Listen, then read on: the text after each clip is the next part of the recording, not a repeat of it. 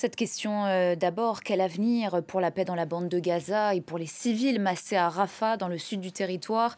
L'armée israélienne a mené des frappes ce mercredi dans la ville surpeuplée. Je vous le disais, 1,5 million de personnes vivent désormais sous la menace d'une offensive terrestre majeure. On retrouve notre envoyé spécial à Jérusalem, Ludovic de Foucault. Bonjour à vous. Quels sont les derniers développements à Rafah? La question d'une offensive terrestre se précise. Bonjour Nina, le risque d'une offensive terrestre d'ampleur existe, mais pour l'instant, l'armée israélienne dit procéder à des frappes ciblées et dit mener une opération limitée. Et si on en croit la presse, enfin si on en croit la Maison-Blanche et ses déclarations d'officiels américains dans la presse, aujourd'hui l'opération est suffisamment limitée pour être acceptable par la Maison-Blanche, pour ne pas franchir la ligne rouge qu'a définie la Maison-Blanche. Mais il n'empêche que des frappes se poursuivent et font des victimes civiles.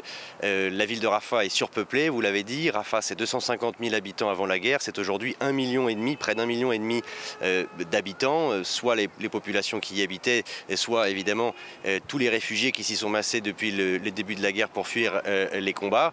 Et toutes ces personnes ne peuvent pas évacuer malgré les demandes répétées de l'armée israélienne qui a envoyé des tracts, qui a fait des appels, qui a envoyé des textos. Il y a des dizaines de milliers de personnes qui ont pu évacuer lundi, mais il reste encore évidemment énormément de monde à Rafah. Et puis évacuer pour aller où? L'armée israélienne a défini des zones humanitaires préservées ou sécurisées, mais d'après les organisations humanitaires, ces zones sont déjà saturées, surpeuplées et pas sécurisées. Donc voilà, les bombardements se poursuivent et font des victimes. Des images de ces bombardements, des images de civils qui fuient, des images de cadavres d'enfants écrasés sous les décombres, des images insoutenables font le tour des réseaux.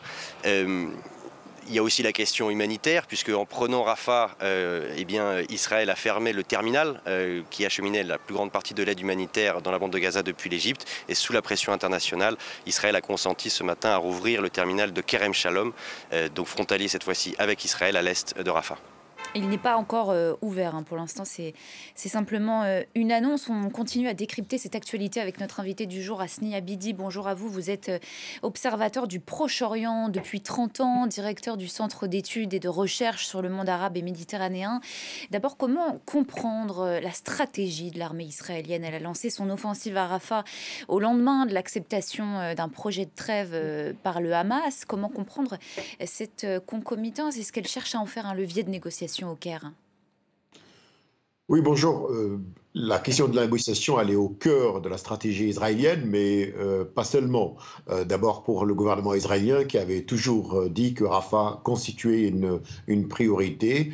Donc l'engagement militaire israélien va continuer, hélas, et les négociations. Pour le gouvernement israélien, c'est un moyen de négociation, mais pour le négociateur et surtout pour l'autre partie, c'est-à-dire le Hamas, ça risque de torpiller, de saboter finalement ces négociations dans la mesure où le Hamas peut revenir sur l'acceptation ou même radicaliser sa position lors de ces négociations qui vont se dérouler en Égypte. Le deuxième élément, on sait très bien que même l'aide humanitaire aujourd'hui est arrêtée puisque le principal point c'est Rafah et donc cette situation aussi humanitaire risque aussi de peser lourdement. La stratégie israélienne, c'est maintenir la pression militaire, c'est avoir une quelconque victoire ou chercher une quelconque victoire militaire, mais la pertinence en quelque sorte de réussir, de faire une percée militaire ne résiste pas à l'analyse et en même temps exercer une pression sur les négociateurs. La question qui se pose aujourd'hui, c'est que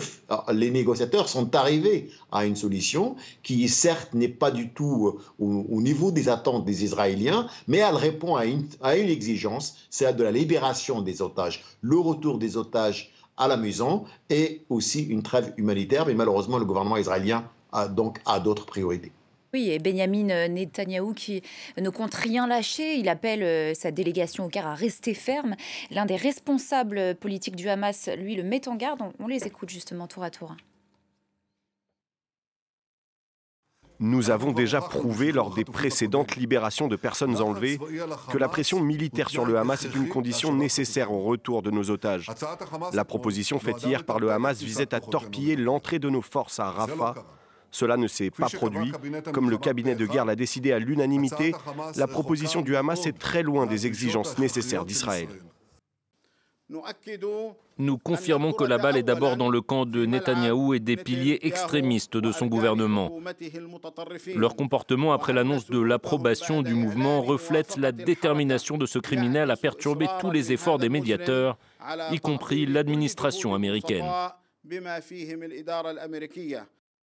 Hasni Abiti, on l'entend, Benyamin Netanyahou reste déterminé. Quel est son agenda politique aujourd'hui, mais d'un point de vue presque plus personnel?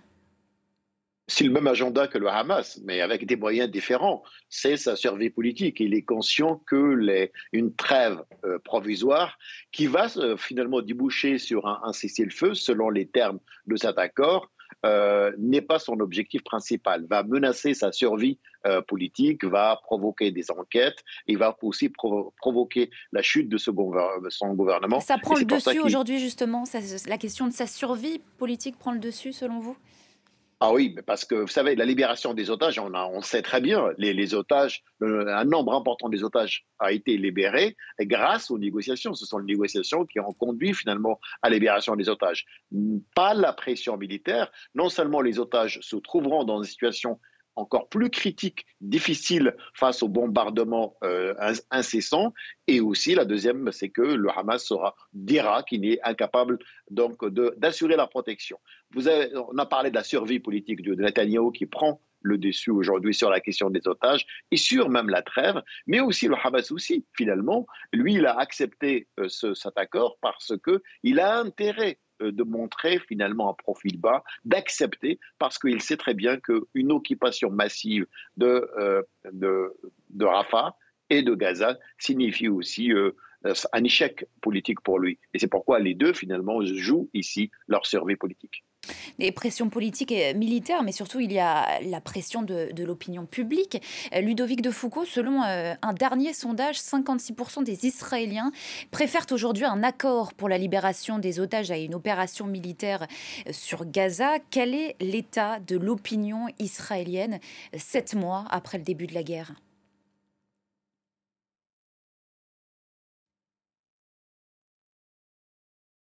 Complexe, mais aussi transversal. Il y a ce sondage que vous venez de citer, mais il y a aussi un autre sondage qui montre qu'une majorité d'Israéliens est d'accord sur le principe d'une opération à Rafah.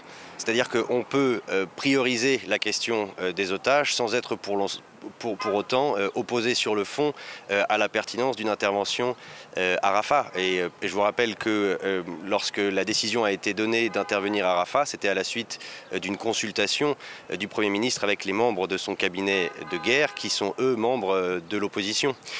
Donc c'est complexe. La société israélienne et l'opinion israélienne, c'est pas un bloc monolithique, mais c'est pas non plus deux blocs qui sont opposés en tout point. Il y a bien sûr, et on le voit, une pression qui provient de la rue, de la société civile, du forum des familles, hein, donc les familles des otages qui manifestent presque quotidiennement et qui font énormément d'activisme pour prioriser la question des otages.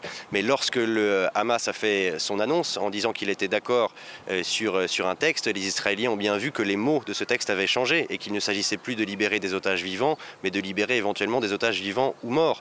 Et la préoccupation ici, la grande inquiétude, c'est de savoir combien d'otages encore vivants sont effectivement toujours détenus par le Hamas dans la bande de Gaza. Et puis juste un dernier mot sur ces familles des otages. Elles ont publié un communiqué aujourd'hui alors qu'on célèbre la journée internationale de la Croix-Rouge pour demander au comité international de la Croix-Rouge de ne pas faire de célébration en solidarité avec le sort des otages, pour reprocher au comité international de la Croix-Rouge son silence, je cite, son silence assourdissant dans la non-condamnation des massacres commis par le Hamas le 7 octobre et pour exhorter la Croix-Rouge à demander au Hamas d'avoir la possibilité de rendre visite aux otages dans la bande de Gaza pour éventuellement leur porter une assistance médicale.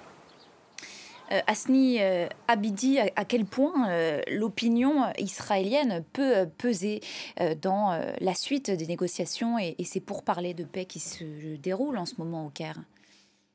Ouais, c'est une question importante, mais on remarque aujourd'hui que malgré cette mobilisation d'abord des familles des otages, mais aussi de la société civile. Elle n'a pas réussi finalement à changer la donne à l'intérieur d'Israël, ce qui montre, c'est vrai, votre correspondant vient de le dire, que finalement la société israélienne elle est clivée et qu'il y a aussi une grande partie qui est en faveur d'une opération militaire ou de la continuation de la guerre, sans oublier bien sûr le vœu personnel de Benjamin Netanyahou et de ses alliés. Donc miser seulement sur la pression interne pour parvenir à un accord, à mon avis, ne conduira pas vers une trêve. Le seul, aujourd'hui, la seule possibilité, c'est encore les États-Unis, avec cette dernière nouvelle, celle du gel ou du report d'une livraison d'armes importante pour Israël. Les États-Unis peuvent en effet intervenir et je crois que ces déplacements, en tout cas, de chefs de la CIA entre l'Égypte et entre Israël, rentrent dans ce sens-là, c'est-à-dire d'essayer de trouver un accord auprès du gouvernement israélien et surtout de Benjamin Netanyahou. Ludovic de Foucault, les familles des otages donc continuent les manifestations, elles sont assez brutales. On dit Israël aujourd'hui à la croisée des chemins. À quel point, selon vous, le Premier ministre Benjamin Netanyahou est-il isolé aujourd'hui ? Je crois que Benjamin Netanyahou est en train de conduire son pays à une situation d'isolement sur la scène internationale comme peut-être jamais auparavant dans l'histoire d'Israël. Et on vient de citer justement cette décision américaine de suspendre la livraison d'armes la semaine dernière. On parle de milliers de bombes. Ce n'est pas anodin. Bien sûr que les ponts ne sont pas coupés avec les États-Unis, mais on voit bien que la relation avec Joe Biden est fragilisée. Les alliés traditionnels occidentaux en Europe, par exemple, d'Israël, ont de manière répétée mis en garde contre une intervention à Rafah, se disent maintenant pour certains prêts à engager des procédures pour la reconnaissance officielle d'un État palestinien. Évidemment, les acteurs régionaux sont vent debout contre les décisions prises par le gouvernement de Benjamin Netanyahou, à commencer par l'Égypte qui est directement concernée par une intervention à Rafah parce que c'est directement à sa frontière. L'ONU, dans ses déclarations, renvoie maintenant carrément dos à dos les dirigeants du Hamas et les dirigeants israéliens. Donc on est à une situation d'isolement très importante et ça évidemment ça pèse sur Benjamin Netanyahou. Et puis après à l'intérieur ici à Israël, il voit bien ce mouvement dont on a parlé qui vient de la rue, mais il est aussi quelque part, et on l'a dit, prisonnier de l'agenda politique de ses alliés d'extrême droite qui siègent à son gouvernement, le ministre de la Sécurité nationale, le ministre de la Justice, qui ne veulent pas entendre parler de négociations, qui considèrent que renvoyer une délégation au Caire est une grave erreur et qui sont obsédés par l'idée d'occuper durablement Rafah, d'occuper le corridor de Philadelphie et qui menacent de démissionner si une opération de grande ampleur n'avait pas lieu. Et ça, ces démissions, ça pourrait conduire effectivement à une chute du gouvernement, à l'organisation de nouvelles élections que Benjamin Netanyahou pourrait perdre. Et la pression américaine, en tout cas, continue à s'exercer sur le Premier ministre israélien. Après 4 jours de fermeture, l'armée israélienne a annoncé la réouverture du point de passage de Kerem Shalom qui avait été réclamé par les États-Unis. Donc ce point de passage qui permet de faire entrer l'aide humanitaire dans la bande de Gaza. Le point de passage de Rafah reste, lui, fermé et donc sous contrôle israélien. Rafah, où se sont réfugiés, vous nous l'aviez dit, Ludovic de Foucault, 1,5 million de civils palestiniens. On fait le point sur ce dossier avec Léo Péchard. Construit en quelques semaines, ce port flottant américain devrait rejoindre les côtes de Gaza dans quelques jours. Une structure temporaire destinée à faciliter la distribution de l'aide humanitaire dans l'enclave palestinienne. Un nouveau point d'accès à la bande de Gaza, alors qu'Israël contrôle désormais le checkpoint de Rafah. De l'autre côté de la frontière, en Égypte, des centaines de camions humanitaires attendent de livrer leurs marchandises aux Gazaouis, de quoi susciter la colère de Washington. L'une des choses sur lesquelles nous avons été très clairs, c'est que les points de passage qui ont été fermés doivent rouvrir. Il est inacceptable qu'ils soient fermés. Vous nous avez entendu dire à maintes reprises que nous devions intensifier l'aide humanitaire. Israël vient d'annoncer la réouverture de l'autre porte d'entrée plus au sud, celle de Kerem Shalom. Elle avait été fermée dimanche après la mort de 4 soldats israéliens tués par des roquettes de la branche armée du Hamas. Dans ce contexte, les différentes parties sont malgré tout revenues à la table des négociations. Le Hamas propose un accord de cessez-le-feu permanent, incluant notamment le retrait israélien du territoire et l'échange d'otages retenus à Gaza contre des prisonniers palestiniens. Mais Israël se montre ferme et s'oppose à toute trêve de ce genre tant que le Hamas n'aura pas été vaincu. Voilà, tant que le Hamas n'aura pas été vaincu, Hasni Abidi, éradiquer le Hamas ou du moins anéantir ses capacités de nuisance envers Israël, c'est l'objectif auquel s'accroche coûte que coûte donc le cabinet de guerre israélien. Faut-il selon vous poursuivre encore cet objectif? Est-ce qu'il est réaliste? Il n'est pas réaliste et cet objectif, il change au fil des jours. On a évoqué la question d'anéantir les capacités militaires qui sont certes aujourd'hui complètement affaiblies, mais anéantir le Hamas en tant que force politique, en tant que mouvement, je pense qu'il est illusoire de croire à cette idée, c'est-à-dire à l'intérieur du Hamas, ou à l'intérieur de Gaza, ou à l'extérieur, on sait très bien que l'idée ou le projet que prône le Hamas restera toujours en vigueur. Mais vous avez signalé ce port maritime. En fait, on est en train de créer un nouveau problème, puisque de l'occupation israélienne, parce qu'il s'agit d'une occupation sur le pont à Rafah qui était contrôlé par les Égyptiens et par les Palestiniens, aujourd'hui il est occupé par les Israéliens. Vous avez un port maritime qui va être géré par qui? Une société privée américaine ou par les Américains eux-mêmes. Et donc les Américains, ils vont s'exposer aussi sur le plan militaire à probablement des représailles avec une double occupation. Et c'est cette incompréhension de ce conflit qui finalement rend la séquence très, très difficile. Si les Américains étaient incapables de demander aux Israéliens de ne pas occuper le poste Rafah, pourquoi ouvrir un autre poste et surtout ce port maritime? Et on sait les difficultés par transport de l'aide humanitaire par voie maritime alors que vous avez des milliers de camions qui attendent juste le feu vert pour passer à travers le point de Rafah. Les Américains qui sont activement impliqués dans les négociations au Caire qui se déroulent actuellement, si elles aboutissaient, il faudrait dans tous les cas une nouvelle version de l'accord accepté par le Hamas. À quoi faut-il s'attendre? À quoi pourrait ressembler cette nouvelle version? Les Américains, ils ont participé dans cette nouvelle version. C'est une version qui a été élaborée par les Américains. Les Israéliens avaient connaissance de cette première mouture et évidemment, il y avait des amendements égyptiens et aussi relativement, donc aussi de la part du Qatar. Et le Hamas, bien sûr, a accepté. Les Israéliens ne voulaient pas parce que la décision, le cabinet de Benjamin Netanyahu ne voulait pas parce qu'il avait déjà pris sa décision donc d'aller sur Rafah. Moi, je pense que cet accord, qui n'est pas statique, c'est un accord dynamique qui peut être évolué, qui peut être amendé pour aussi répondre aux inquiétudes du gouvernement israélien, mais aussi aux propositions américaines. Mais je pense que les Américains qui ont parrainé et qui ont accompagné ce processus de rédaction de cet accord doivent aussi le défendre, parce que même s'il est imparfait, c'est mieux que rien. Au moins, il nous offre en quelque sorte une sortie de crise, celle de trêve contre libération d'otages. Et pour l'instant, en tout cas, ça n'a pas marché avec cette première mouture. Alors à quoi faut-il s'attendre avec cette reprise des négociations? Sur quoi pourrait-elle aboutir concrètement?